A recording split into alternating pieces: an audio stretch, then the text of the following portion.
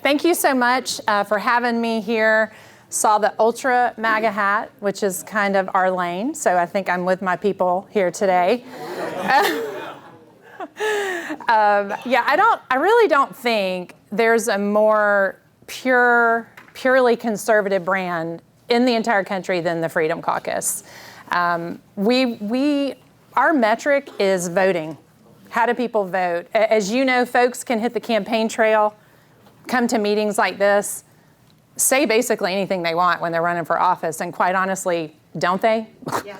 Yes. Sometimes they just make stuff up.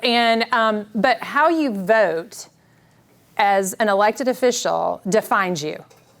And so that's what we use, whether it's our national members at the DC level or the state level. We watch the votes. We fight the bad bills, we support the good bills, and we score these folks. We take 40 positions, and we tell you what they're doing. So when your Republican House rep and senators vote 3 times for student loan forgiveness, like Bernie Sanders and Stacey Abrams, we want you to know. We think that's important. We think that should make you not a Republican. That's like communism. So I'm very honored to be a part of the Freedom Caucus Network. I'm the director here in Georgia. We're in 13 states. We just added Maryland. Hopefully one day we'll get to 50. I mean, I don't know if we'll be in New York or California or Michigan, but other than that, maybe 47, we'll take it. But Georgia was the first, and yay! Good things can start here in Georgia, believe it or not, despite how we make it into the headlines nationally. Last week, no exception, and I'll get to that shortly. But I have with me here today our newest member, Noelle Cahan over here. Noelle. I think y'all are familiar, and if you know anything about her, you know that she is a perfect fit for the Freedom Caucus. In the state of Georgia, I just dropped my newsletter this morning, and I'm going to encourage all of you to get it if you don't. What passes as a Republican in the state of Georgia is embarrassing. Yes. It is embarrassing.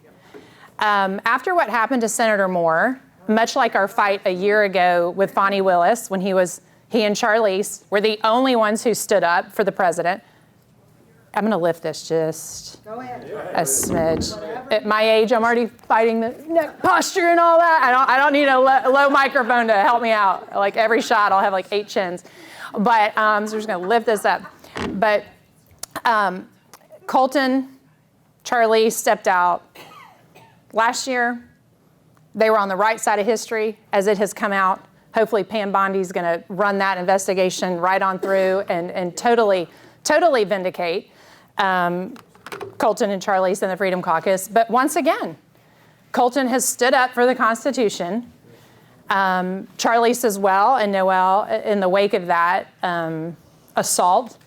But, when I handle the media hits, so I do the national and local media hits for the Freedom Caucus here in Georgia, and I cannot tell you how many times I get interviewed. And it can be Steve Bannon saying, what in the holy heck is going on in Georgia? Yeah. I thought y'all were a red state. I was like, well, sir, that's a lie, because we're not. I mean, when the deafening silence, I want you to think about what happened to Senator Moore last week. Deafening silence from our party leadership shot. You had Burt Jones, you had the head of the Republican Party, the head of the Democrat Party, all unified saying this was unconstitutional. We cannot believe it happened.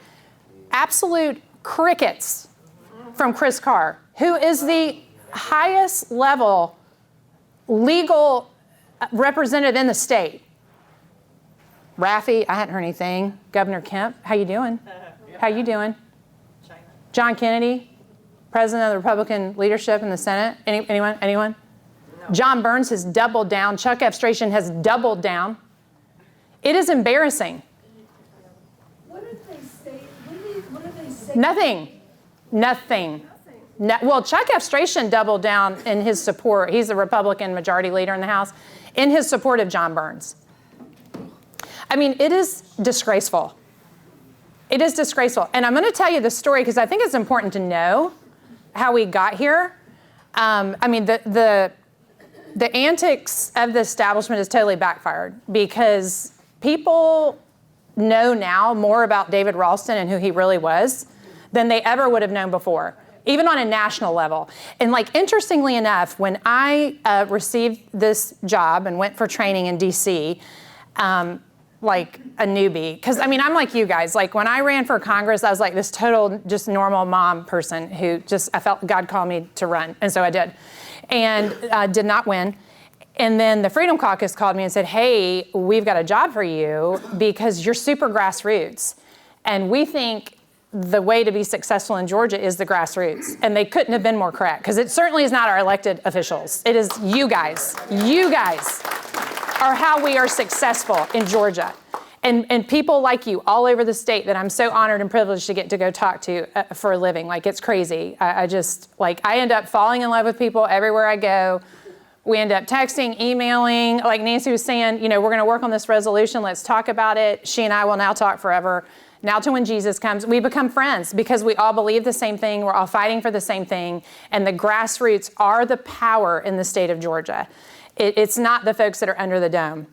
So sad. We're going to work on changing that over time, like we did with Noel's seat. We defeated an absolute rhino sellout and put her in. And we're gonna keep doing that through the Georgia Freedom Fund, who she mentioned y'all supporting, which would be so great. We're building the Freedom Caucus in Georgia, because believe it or not, Georgia's Freedom Caucus is the smallest of any of the states in the country. I mean, South Carolina has like 18 members. We have 3. Very powerful 3, very powerful 3. But we want to grow that to represent the people, because most of the people in Georgia feel and believe what you do. And you're not being represented under the dome. When they go down there and raise taxes, increase the size of government, vote for more regulation, and infringe on your personal freedoms, you have no representation. And the people of the 53rd were denied any representation whatsoever last week at the Capitol, when their duly elected sitting senator was denied access to the chamber, that he has sworn an oath to go in and fulfill his job and do it. So, but the uncovering, it's an uncovering, it's exposure. It's like, there's people on X that have been like, I didn't know who John Burns, they don't even live in Georgia. They're like, I didn't know who John Burns was. I didn't even pay attention till Georgia, till they watched a sitting senator be assaulted and thrown down on the marble floor of a state capitol, handcuffed and removed after being bullied and manhandled. And they were like, but I'm digging into it now. And so all over Twitter, who David Ralston is, who John Burns really is, finding out that he's funded by Pfizer, funded by the gambling lobby, that he spent over $600,000 last cycle running. He was unopposed in the primary and in the general. What in the Sam you-know-what did he spend that money on? That's over $500,000. That's more than most people in Georgia make in a year, in 2 years. What'd you spend your money on, Mr. Speaker? Or ever, thank you. I don't know who said that. I'm with you. I currently work for free. I have foregone my salary with the network so that the ethics people can't come at me. So I don't even make any money doing this. So more than I will make ever, Mr. Burns. What you spending that money on? So people are digging into his filings, putting it all over X. That's how we found out he was a little Pfizer baby, taking a little money from Pfizer, big pharma. We're watching them browbeat RFK Jr. This week up in D.C. Freaking hypocrites. These senators that are going after him get 8-figure payouts from these people. And they're questioning his ethics and morality. I mean, it makes me incredulous. Like, my blood pressure rises when I see this, when I watch people like John Burns, sanctimonious and self-righteous and ultimately sold out to the people he is supposed to represent. And that's how you should feel. And I think you do. So you don't take it sitting down. You replace them. You get them out. And you put people like, wait for it, here's the news this morning. I hope you feel inspired. Like y'all. Y'all need to run for office. In this room, we have future leaders. Y'all need to run. That is exactly what Noel did. That is exactly what I did. I mean, I was like a homeschool mom. I'd been a small business owner. I was literally teaching my children. And I felt the tap, like that divine tap of like, you know what? We're supposed to have free speech in the United States of America.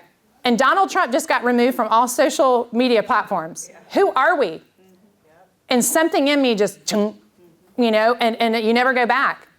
because I have children and I'm going to have grandchildren, and they are not free. I dropped a newsletter this morning about the budget. You're not free. Your kids aren't free. I mean, last year, yeah, I love it. That's what I said. I'm with my people today. She's like, we know. I'm like, I love it. So we're just going to have a powwow because we all know what's happening. Last year, $36 billion budget for the state of Georgia. That is embarrassing. That is embarrassing to begin with. Do you know what percent of taxes they took in above and beyond that? How many extra billions of dollars do you think they took in? Because it was in the billions. 9. Up from 5. That's aggressive. You're percent. No, higher. Higher than 30%. Higher than 5 billion. They took in somewhere between 16 and 18 billion extra tax dollars from you. Did they discuss giving it back? A dime, a penny, not a word. The governor told the committee chairman, what do you want to spend this on? Let's save it for a rainy day. I was like, forget your rainy day. How about our rainy days? Give us our money back. And they're doing it again this year. And you need to go read my newsletter. They are stealing from you, coming into your district and telling you how they cannot give you your money back and they need it. And we can't join our neighboring states and have no income tax in 6 years, which is what the Freedom Caucus proposed. The governor, yes, there is no reason we should have state income tax. So the governor and leadership broke their arms patting themselves on the back last year for the 1/10 of 1 point reduction in income tax that they gave everyone. Do you know how many years it's going to take us to get to zero income tax and join our neighboring states? 54. Who's going to be alive in 54 years? I mean, in Jesus' name. Like in Jesus' name, right? I mean, and we're supposed to be like, oh, God, thank you. Thank you for managing our money so well. It's like, cut the fat. Shrink the programs. Quit giving our money away. Non-merit based to just anybody and everybody. Quit paying for transgender surgeries for state employees, Chris Carr. He just acquiesced to the medical mutilating lobby in settling a case. He settled it and set the precedent to pay, not him, you, for transgender surgeries for state employees. Who are these people? He's running for governor. I don't know how he does it with a straight face. Honestly, I don't know how he does it with a straight face. I do not know how Brian Kemp will run for Senate with a straight face. And when people tell me, oh, he's got plans to run for president, I literally start twitching. I'm like, not on my watch. I'll do everything I can. And here's the deal. I'm emotional right now because, like you, I'm a patriot, and it makes my blood boil. But these are facts. I'm not up here saying I don't like him. I don't know him. I don't even care to know him. I've met him a couple times, whatever. This is not personal. This is not feeling-based. Which is like when these House reps were like, well, John Burns felt like, and he just felt like this and that. I said, well, you know what? Go talk about it with your wife. Go feel all you want all day. But you cannot trample the Constitution of the state of Georgia because of what you're feeling in the moment. It is, Senator Moore said, the day that the lieutenant governor came back and said what happened was wrong, Senator Moore exemplified incredible restraint.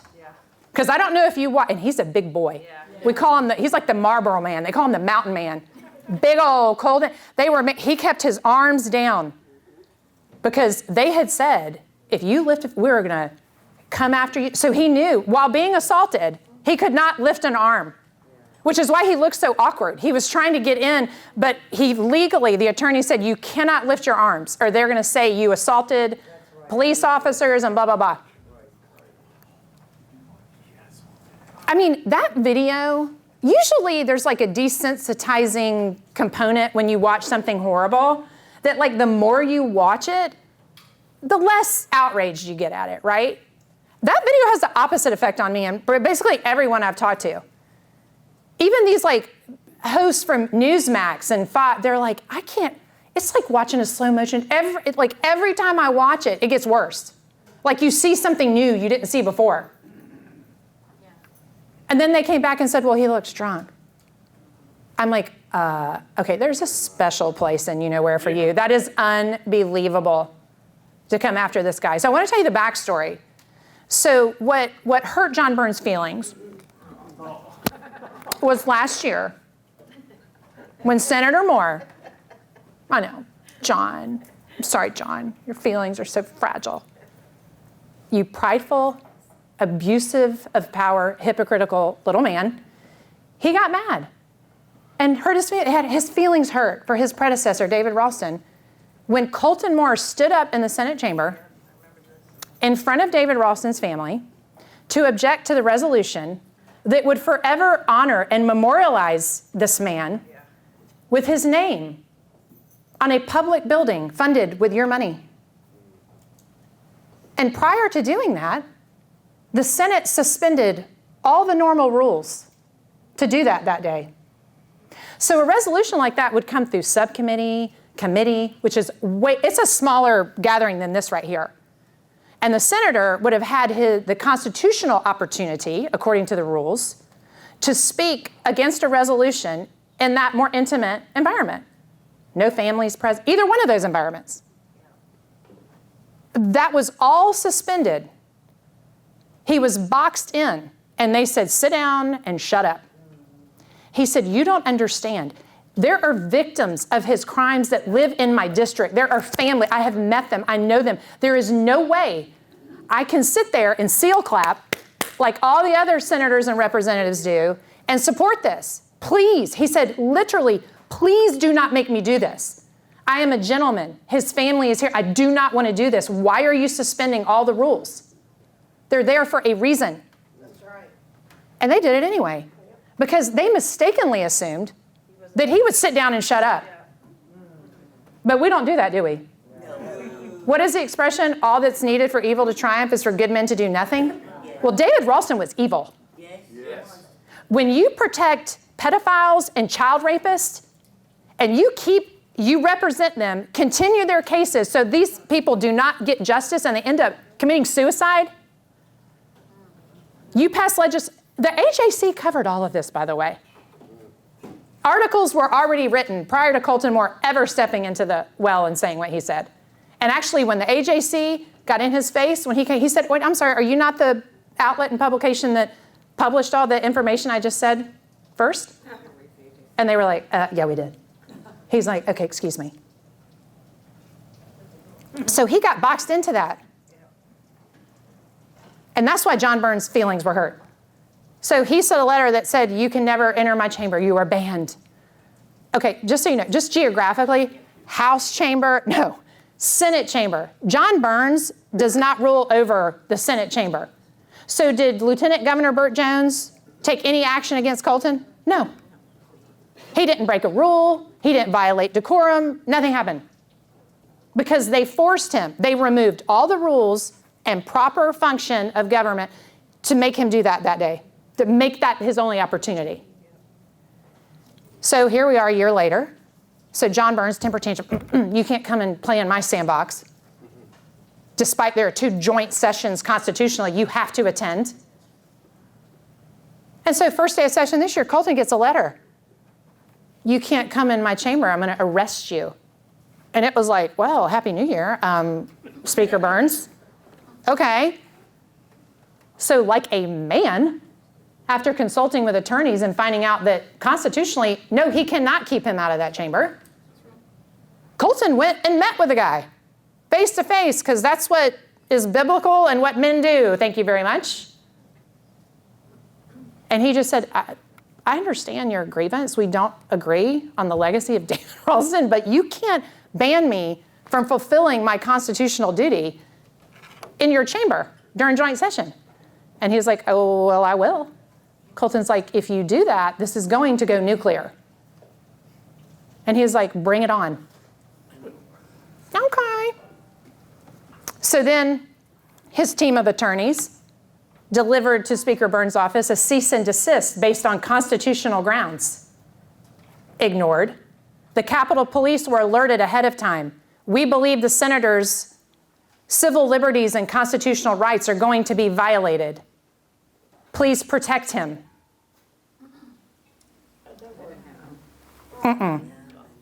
State troopers, please have all your cameras on. We believe the senator is going to be violated. And that's exactly what they did. And all hell done broke loose now.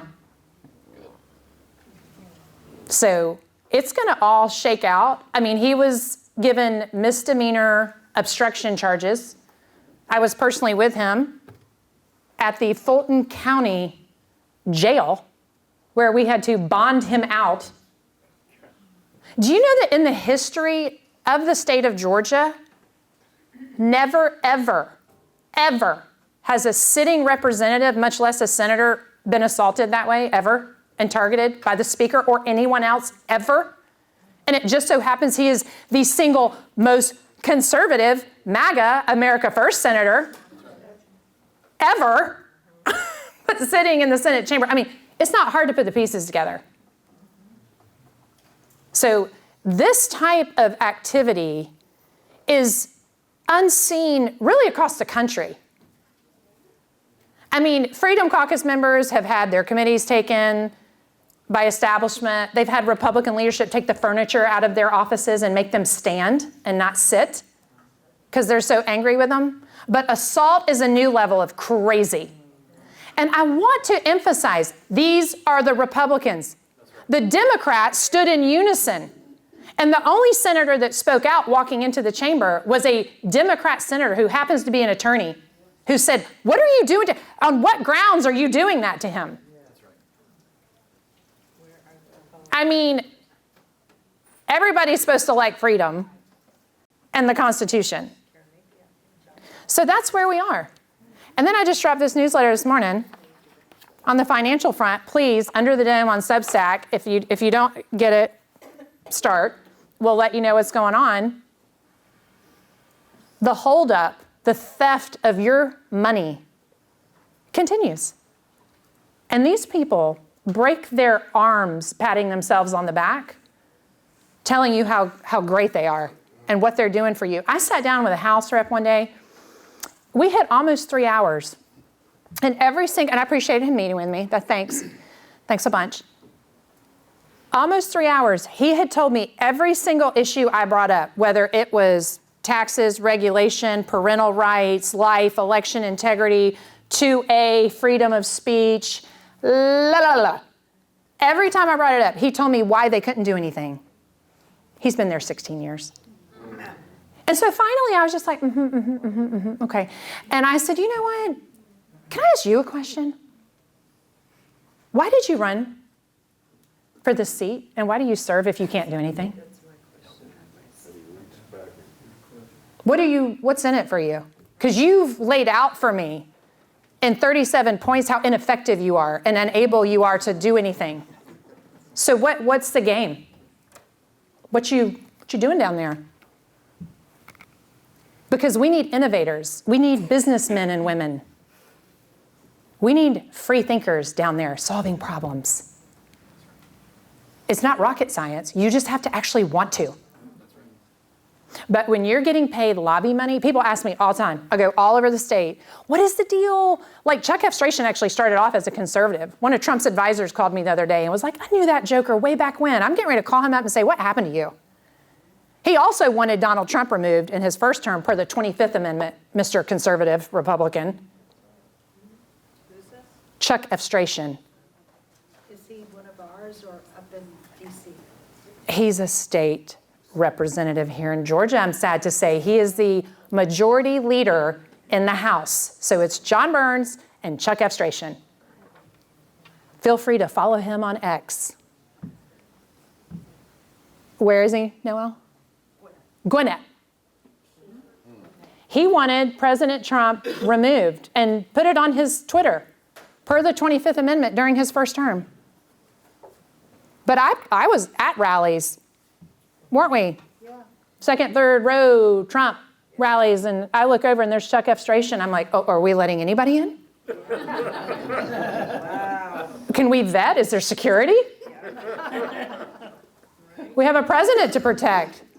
This guy wanted him in handcuffs and behind bars 2 years ago. You have to hold them accountable. And I am here to help you do that. That is what the Freedom Caucus is here to do. You're going to know how they vote. You're going to know who they are. And if you do not have your House rep and senator's phone numbers in your cell phone, please do so today. You're going to know how they vote. Yep. Last year, we had that Green New Deal bill. That's on your back, by the way, taxpayers, to make Georgia look like California. Biggest bunch of nonsense I've ever seen. John Burns is he brought it back to the floor like a dadgum boomerang. We killed it in the Senate and in the House. And it came back to the House. House killed it, or changed it, sent it to the Senate, changed it, killed it, sent it back to the House, and he kept bringing it to the floor until they passed it. It is a bill that California would be so proud of. The AI bill, by the way, every bill I'm getting ready to mention is carried by a Republican. Yeah. We have yet to even go after Democrat bills because our Republican bills are such trash. That's right. Yep. I don't even fight with Democrats. It's only Republicans. And my theory is they're actually Democrats. Yes. They run in these areas that they're like, well, they're red, so if I don't run as a Republican, I'm not going to win. Which is why they go down and vote just like the blue. And we score the Democrats too. So you can actually make the comparison from your Republican representative and senator to the Democrat neighboring one. You can look at their scores. And it will frighten you how close they are going to be. But they have to be held accountable. And then if they do not pass your test, then you guys need to run for higher office. You need to get rid of them. And people are going to start announcing in April. So please think about it. We need you to do that. They have to go. They have to feel threatened because they are so outraged. So that will be in my newsletter. And you will be able to do, and then like when I was down at the jail, I'm on Facebook, Instagram, and Twitter as well as my Substack. So I was putting out like real-time videos of like, hey, I'm down at the jail. We're trying to bond Colton out. This is the chart, you know. So if you want to follow me on any of those platforms, I will do my very best to keep you up to speed on everything that's going on legislatively. Obviously, that was unusual. We'd never been to the jail before, never been arrested, never been assaulted. But sometimes they will, like we saw when they suspended the rules, sometimes they will throw these things into committee and move bills very quickly. We had an AI bill, First Amendment infringement bill, carried by a Republican, both my senator and House rep, I'm so embarrassed to say, that would have quite honestly landed probably everybody in this room in jail with a fine of like $5,000. So it was a censorship bill that if you reposted, retweeted, shared something, that somebody could find offensive and report you to the whatever and then get ruled on by the hoo-hoo, then you did, I mean, it's up to 7 years. I mean, it hurts your brain because these are the Republicans. The bill, they wanted to have you put your gun in a lockbox, take a class, register it with the state, and then everybody who did that got to pay less taxes. Okay, killed that too. So we're busy. We're busy. And what we need from you guys, I was at something yesterday and this lady was like, will you do a podcast? And I think it just needs to be, how do everyday people have an impact in government? And I was like, brilliant. That is kind of what I do already. I don't do a podcast, but well, on Wednesday mornings, I'm on one on the air every Wednesday morning talking about stuff. We're going to talk about the budget this week. And that'll be up on my social media too if you want to listen in. While you're driving or, you know, doing dishes or whatever, yard work. But we have to communicate with these people. They have to get a call from you. They have to get a call from you. And listen, they're no smarter than you. I can assure you. So please don't be intimidated. And as a citizen and taxpayer of the state of Georgia, all you have to say is, I want you to vote no. And by the way, 98% of the time, you're asking them to vote no. Yeah. With election integrity and a couple other things, we want them to vote yes. They have a red button and a green button at their desk. And if they're Republican, they should be like, da-dong, da-dong, da-dong, on that red button, just boom, boom. My mama taught me growing up, when in doubt, don't. That's right. That's right. End of story. Saved my life, honestly. She has saved my life with those words of wisdom. And I would, if I were you, say that to your House rep and senator. If you have not fully read a bill, which I'm going to almost guarantee you they haven't, do not vote for it. If you see a bill come across that grows government in any way or raises my taxes, you vote no. I don't care who it's for. I don't care who goes down to the lectern and cries. What rep stands up, oh, these people need our money. They have enough of your money. They do not use it well. They should be auditing the ever-loving life out of every single thing in the state of Georgia and returning your money on repeat. Billions and billions and billions and billions. And then all these committee chairmen come with their hands, greedy little hands out, saying, I want more. And the governor says, okay. What? It is outrageous. I mean, Democrats dream of what they're doing, what the Republicans do in the state of Georgia. I put it out today. That was my tagline. It is unbelievable what qualifies as a Republican in the state of Georgia. It is not what you sit in this room and talk about as a Republican. It is not, I can assure you. Just on the fiscal priority alone. And do you know who voted against the budget last year? Do you know how many people in the General Assembly voted against the budget? 3. Noel wasn't there yet. Charlie Spurd, our chairman in the House, tiniest little thing if you don't follow her, we call her Mighty Mouse. She's about this big, a tiny, and a fighter. Noel told me, as a freshman coming in, watching the way that these other House members, and I mean yours and everybody else's, treats her, she said, broke my heart. She said, I wouldn't be able to do it. They are nasty. They are downright mean to her. Do you know why? Because she votes to protect you. That's it. So you can keep your money. Have a say in what your children learn, when they learn about sex. Go push the button in the voting box and have it count and actually be safe and secure. Try and keep illegals out of our state. The most gut-wrenching thing ever was when we hosted Laken Riley's family in the Senate chamber. And let me tell you who did that, by the way. Senator Colton Moore. That's it. Remarkably, he was absent from the signing yesterday. It was the Rhino Circus up there taking credit.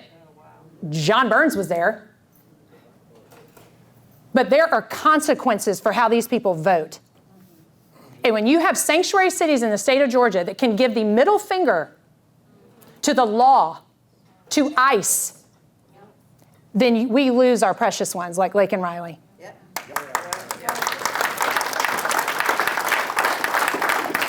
I knelt down in front of her mom. It's going to make me cry. And as mad as I am, it takes a lot to make me cry right now. I didn't tell her who I was or anything. We were at a Trump rally. And I knelt down in front of her and I said, I'm so sorry. And she just clung to me and we cried. I said, I wish I could take it from you. And she said, I do too. And as moms, we just held on to each other. These people have no excuse. They better do what's right, or so help me Lord, y'all better send them home and replace them. Amen. Send them home.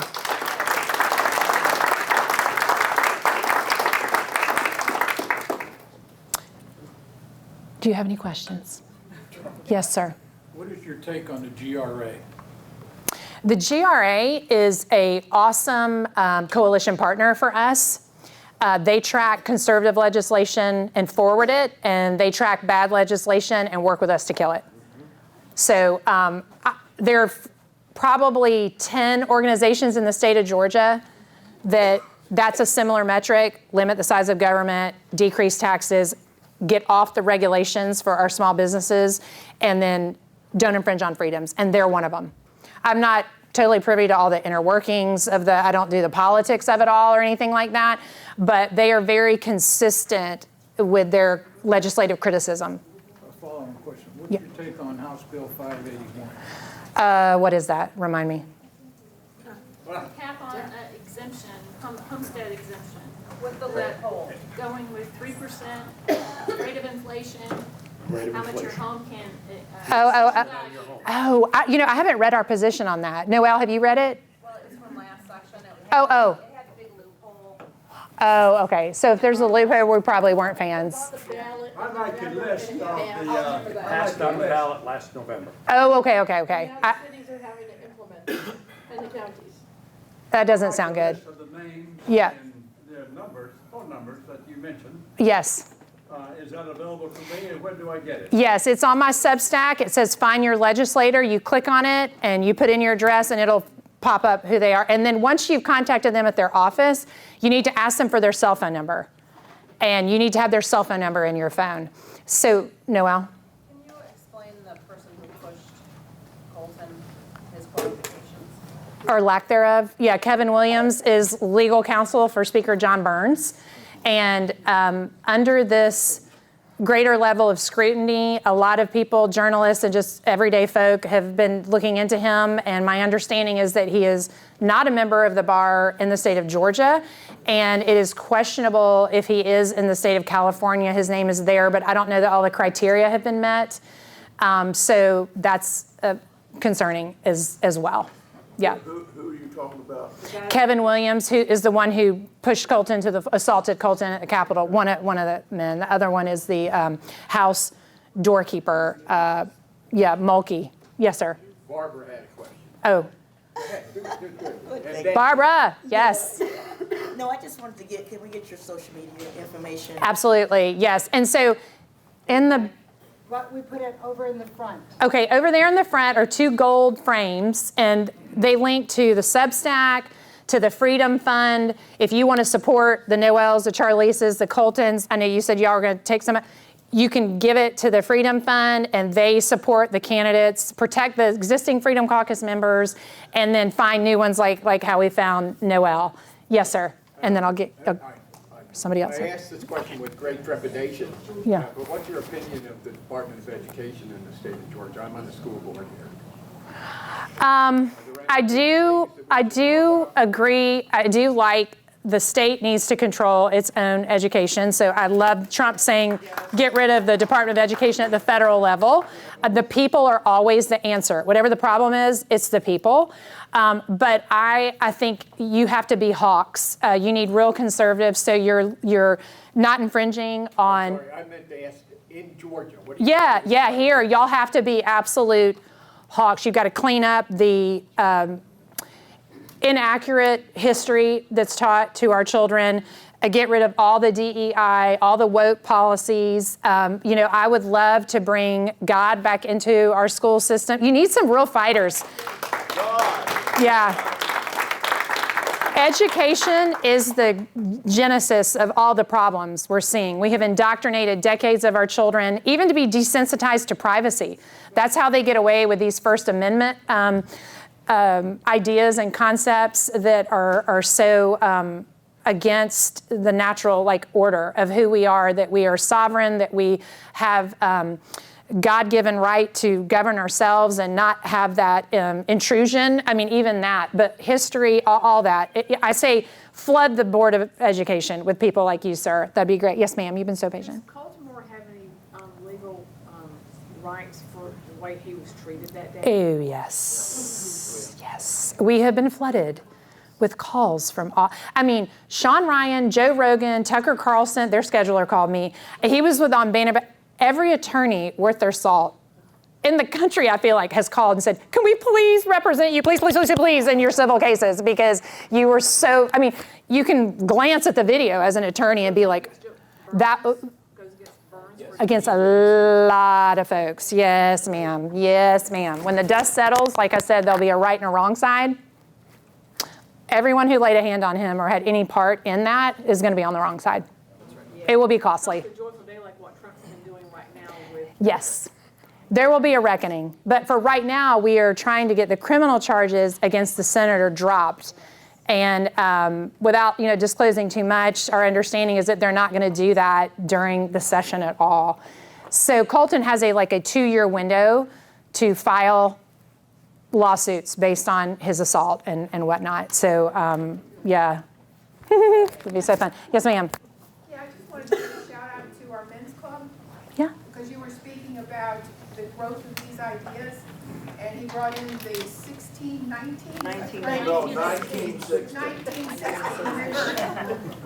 documentary, and I'm a former teacher, I started teaching in the 60s, Yeah. and I watched it. It was creeping in the 60s, and it was Yes. creeping in the 20s. So if you're interested in that, and it's helpful to talk to your children about that. Yes. Because they need to understand how powerful ideas are. Well, I remember even in the 80s when I was younger, they brought in situational ethics, which is this mindset that's aimed at eroding our value of life, how we value human life. And so it's been going on for quite some time. It's the, attack from within sort of thing. And it has to, so education is paramount. And it'd be great if y'all could have, with Patriots, every seat on your school board. Our kids have to be protected. They're so vulnerable right now. Any other questions? Otherwise, I'll stick around for a minute. I would love to meet you, and thank you so much for having me. Oh, you're so dear. Thank you so much. Thank you. Thank you. It's an honor. I appreciate it. Thank you. Thank you. Thank you so much. So I'm just going to grab that. Sorry. Hey, thank you. Oh, no. Oh, thank you. Y'all are so sweet. So sweet. We've got things to discuss. Okay. We're kind of a free-flowing meeting.